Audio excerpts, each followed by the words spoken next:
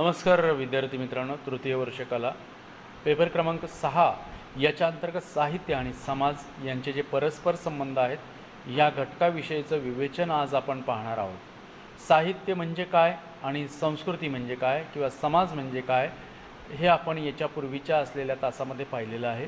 आज आपण या दोन्हीमध्ये असलेला जो अनुबंध आहे तो अनुबंध कोणत्या प्रकारचा आहे, याच्यामध्ये जर आंतरक्रिया होत असेल तर आंतरक्रिया कोणत्या प्रकारची होते, संस्कृतीमध्ये साहित्याचं स्थान काय आणि साहित्याने संस्कृतीला काय दिलं जातं, अशा परस्पर अनेक मुद्द्यांच्या आधारे आपण आजचं जे विवेचन आहे ते आजचं विवेचन पाहणार आहोत।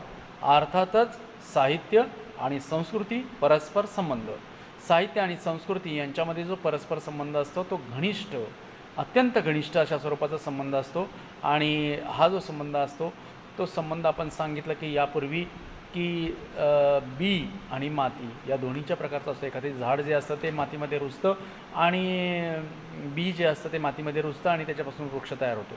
तशा पद्धतीने साहित्य जे असतं ते समाजामध्ये रुजलेल्या घटकांपासूनच होत असतं आणि त्यामुळे साहित्य ही समाजाची एक निर्मिती असते।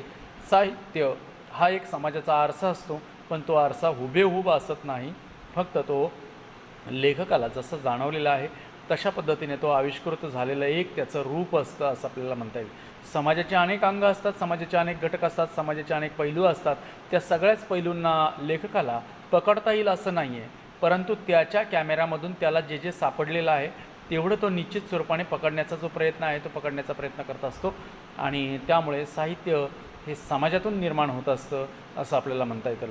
साहित्य आणि समाज यांचे संबंध जे आहेत ते अन्योन्यश्रयी, परस्परान्वयी, एकमेकांना पूरक अशा स्वरूपाचे असतात असं आपल्याला म्हणता येईल। आणि त्यामुळे साहित्य आणि समाजाच्या संदर्भामध्ये जे वेगवेगळे घटक आहेत त्या घटकांचे जे वेगवेगळे मुद्दे आहेत ते आपल्याला त्याच्यामध्ये पाहता येतील।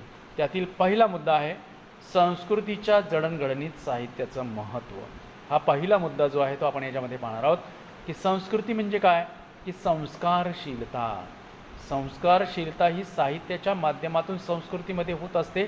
संस्कृतीतील माणसांच्या, व्यक्तींच्या मनावरती परिणाम करण्याचं कार्य जे आहे ते साहित्य करत असतं। प्रबोधन करण्याचं काम जे असतं ते साहित्य करत असतं। आणि त्यामुळे समाजकृती प्रवण व्हायचा असेल तर प्रबोधनाची जी प्रक्रिया आहे ती सातत्याने सुरू असावी लागते। अण्णाभाऊ साठे यांनी डॉक्टर बाबासाहेब आंबेडकर यांच्याबद्दल असं म्हटलं होतं की जग बदल घालून घाव सांगून गेले आम्हा भीमराव। तर हे असं आहे की समाज जर बदलायचा असेल तर समाजाची विचारधारा बदलायला पाहिजे। विचारधारा जर बदलायची असेल तर प्रबोधनाची दिशा ही योग्य असायला पाहिजे। आणि म्हणून या प्रबोधन प्रक्रियेमध्ये साहित्याचा सहभाग हा मोठ्या प्रमाणावरती असल्याचे जाणकारांना जाणवते। लोकपरीक्षण हाच राष्ट्र उन्नतीचा एक महत्त्वाचा मार्ग आहे आणि राष्ट्राची उन्नती म्हणजे व्यक्तीची उन्नती। डॉक्टर बाबासाहेब आंबेडकर यांनी असं म्हटलं होतं की समाजाची धारणा करतो तो धर्म नाही, तो जो व्यक्तीची धारणा करतो तो धर्म आहे। त्यामुळे व्यक्तीची धारणा झाली की समाज आपोआपच सुधरेल, संस्कृती आपोआपच सुधरेल आणि राष्ट्रसुद्धा आपोआप उन्नतीच्या मार्गावरती जाईल। त्यामुळे सर्वसामान्यपणे साहित्य ही संकल्पना व्यापक अर्थाने जर आपण घेतली तर ललित साहित्य, चर्चात्मक साहित्य, ऐतिहासिक साहित्य, पौराणिक साहित्य, शास्त्रीय साहित्य, कोशात्मक साहित्य अशा अनेक मानवी जीवनाला व्यापून उरणारा जे लिखाण आहे त्याचं प्रबोधनामध्येच सहवास होत असतो। संस्कृतीमध्ये आपल्याला काय की ज्या जाचक व्यापक स्वरूपाच्या रूढी, परंपरा, संकल्पना, श्रद्धा, अंधविश्वास या ज्या सगळ्या गोष्टी आहेत त्याच्यामध्ये जे टाकाऊ आहे ते टाकाऊ काय आहे याच्यावरती भाष्य करण्याचं काम जे आहे ते साहित्य करत असतं। आणि त्यामुळे समाजातील त्या घटकांच्या आपल्याला प्रकाश टाकण्याचं काम जे आहे ते साहित्य करत असतं। संस्कृतीच्या उन्नतीमध्ये साहित्याचा वाटा मोठा असतो।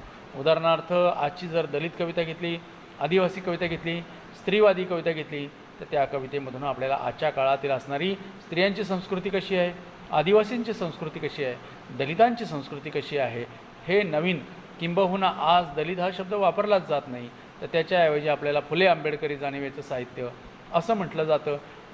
काहींनी आता आंबेडकरी जाणिवेचं साहित्य असाही प्रभाव काढलेला आहे। तर हे वेगवेगळे विचार प्रवाह आहेत की जे आपल्या समाजातील असणाऱ्या लोकांना ऊर्जित अवस्था प्राप्त करून देण्यासाठी सतत कार्यशील असणारे आपल्याला दिसून येतात।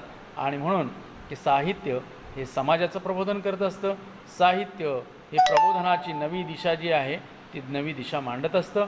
आणि त्यामुळे साहित्यामध्ये काय असतं की एखादा रोग झालेला आहे, तो रोग जर बरा करायचा असेल तर रोग बरा करण्यासाठी औषधाची गोळी आवश्यक असते. आणि त्यामुळे समाजामध्ये असणाऱ्या ज्या विकृती आहेत त्या विकृतींवरती जेव्हा एखादा लेखक प्रकाश टाकतो त्यावेळेस त्या विकृती समाजातून नष्ट व्हावात म्हणून तो त्यांना पुढे आणत असतो. आणि त्यामुळे समाजातील असणाऱ्या व्यक्तींचं निकोप व्यक्तिमत्व जे आहे ते त्याच्यामधून तयार होत असतं. म्हणून पहिला जो मुद्दा आहे की संस्कृतीच्या जडणघडणीमध्ये साहित्याचं महत्त्व जे आहे ते अनन्यसाधारण स्वरूपाचं आहे. दुसरा जो मुद्दा आहे तो व्यक्ती जीवनात तेच प्रत्यक्षपणे समाज जीवनात असते.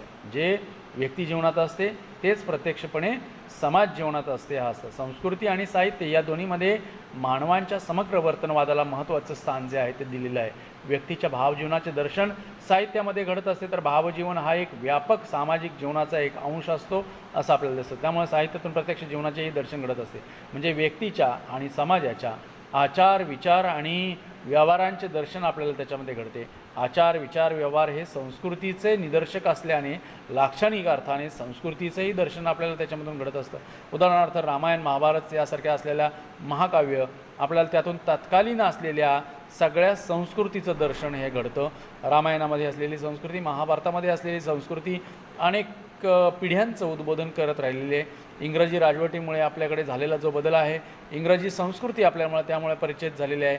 जी एक नवीन संस्कृती असते ती नवीन संस्कृती परिचित करण्याचं काम जे असतं ते साहित्य आपल्याला करत असतं आणि त्यामुळे आपल्याला नव्या जीवनाचं दर्शन होत असतं.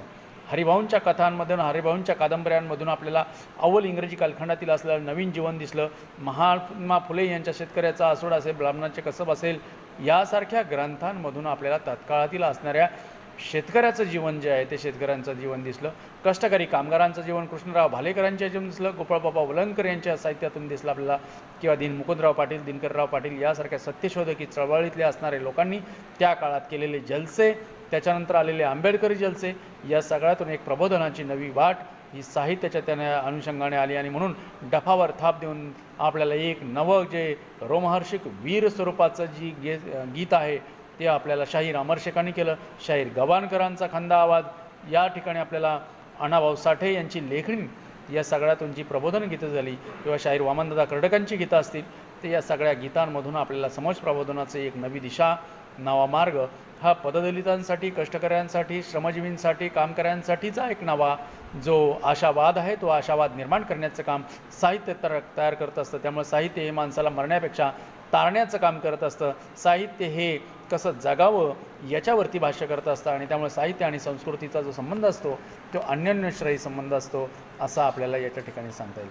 तिसरा मुद्दा आहे की साहित्यामध्ये संस्कृतीचं संरक्षण असतं. अनेकदा साहित्याच्या माध्यमातून आपल्याला संस्कृतीचं संरक्षणसुद्धा होताना दिसून येतं. संस्कृती म्हणजे काय तर मानव निर्मित असते, माणसाने निर्माण केलेली असते. कोणतीही संस्कृती देवाने निर्माण केलेली नाही.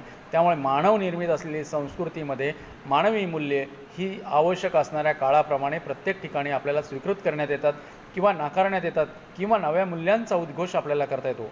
साहित्य विशिष्ट कालखंडातील मानवी जीवनाचा आणि समाज जीवनाचा पर्यायाने मानवी सांस्कृतिक जीवनाचा एक दस्तावेज असतो असं आपल्याला म्हणता येईल.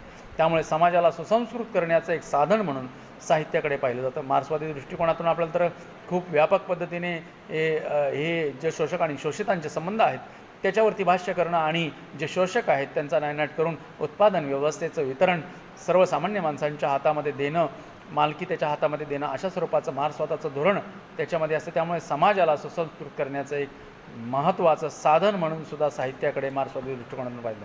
त्यामुळे मानवी जीवनाच्या प्रगतीत साहित्याला एक महत्त्वाचे स्थान प्राप्त होताना आपल्याला दिसते. कार्ल मार्क्सच्या मते ज्या विचार प्रणालीचे भौतिकवादी स्पष्टीकरण पुष्कळदा वाङ्मयीन कृतीत येथे शक्य वा संभवनीय असते तर त्याने असं म्हटलेलं आहे. त्याचं हे जे मत आहे ते विचारात जर आपण घेतलं तर असं माणसाला सुसंस्कृत करण्याचं कार्य वाङ्मयसुद्धा करत असते. त्यामुळे साहित्याची उपयुक्तता जी आहे ती आपल्याला त्याच्यामध्ये दिसून येते. साहित्य हे दोन प्रकारचं असतं. एक निखळ सौंदर्यवादी असतं आणि दुसरं उपयुक्ततावादी असतं आणि तिसरं प्रबोधनवादी असतं. त्यामुळे उपयुक्ततावादी साहित्य जे आहे ते केवळ गल्लाभरू असतं असं म्हटलं जातं, तर प्रबोधनवादी साहित्य हे प्रचारकी आहे असं म्हटलं जातं. ते केवळ आनंदासाठी आनंद असणारे एक आत्मजाणीवेचं साहित्य आहे असंही म्हटलं जातं. तर साहित्याच्या विचारप्रवाहांमध्ये अनेक प्रकारचे असे विचारप्रवाह असतात की जे आपल्याला साहित्य आणि समाजाच्या संबंधावरती अनेक पद्धतीने वेगवेगळ्या पद्धतीने त्याच्यावरती भाष्य करत असतात. म्हणून आज आपण जे या ठिकाणी साहित्य आणि संस्कृतीच्या संदर्भामध्ये 3 मुद्दे पाहिलेले, तो पहिला आहे संस्कृतीच्या जडणघडणीत साहित्याचं महत्त्व, दुसरं व्यक्तिजीवनात तेच प्रत्यक्षात प्रत्यक्षपणे समाज जीवनात, आणि तिसरा साहित्यात संस्कृतीचे संरक्षण होत असते. तर हे 3 मुद्दे आज आपण याच्या अनुषंगाने पाहिलेले आहेत. धन्यवाद.